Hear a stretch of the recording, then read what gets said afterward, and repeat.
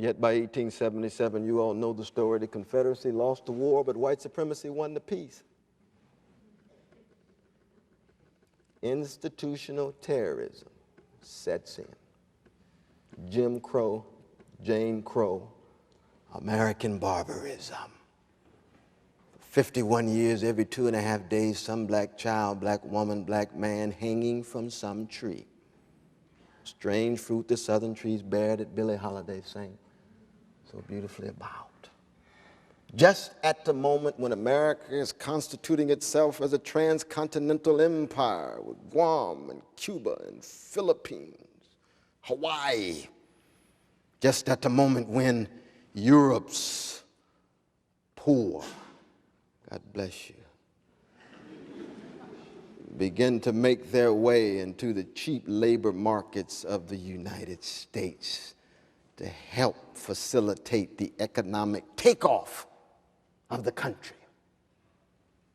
Legacy of white supremacy, immobilizing these people, sharecroppers, day laborers, tenant farmers, peonage, limitless debt, probably in many ways the most un-American condition, the inability to move. America's all about mobility, staying on the move, right? Emerson says everything good is on the highway. Boy, that's quintessentially American. And Henry Ford even made it more explicit. These folk locked in, wrestling with civic death, no rights, limited liberties in the land of liberty. And it would take nearly 80 years to hit the legacy of white supremacy head on. And I want to say something to young people about the 1960s. This is very important, the 1950s and 60s, because so much of the debate about race these days has to do with one's interpretation of the 1960s. And of course, the 60s cannot be understood unless it's understood against the backdrop of Jim Crow, Jane Crow, going back to 1877, to 12 years, and then, of course, the 244 years of slavery in America, and the 79 years with America as a democratic republic.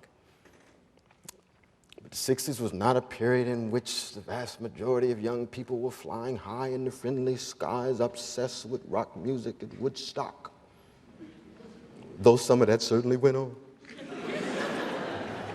Cannot be denied. Nor was the 60s a time in which one man led one movement that broke the back of American apartheid. Martin Luther King Jr., who is now celebrated every January, oftentimes by those who not just critical of him, but had deep hostility toward him in the 1960s when his body was still moving in space and time. And that's black folk as well as white and red and yellow. He was not the HNIC, the head Negro in charge, ever. He was booted out of the largest black organization in America, the National Baptist Convention.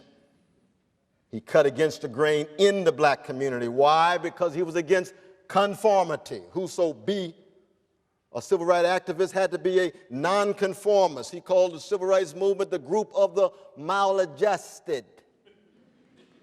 Maladjusted to injustice and cruelty and bigotry, not well-adjusted to the status quo. And I'll say a word about the middle classes these days of all colors becoming so well-adjusted to things that they lose a sense of maladjusted consciousness.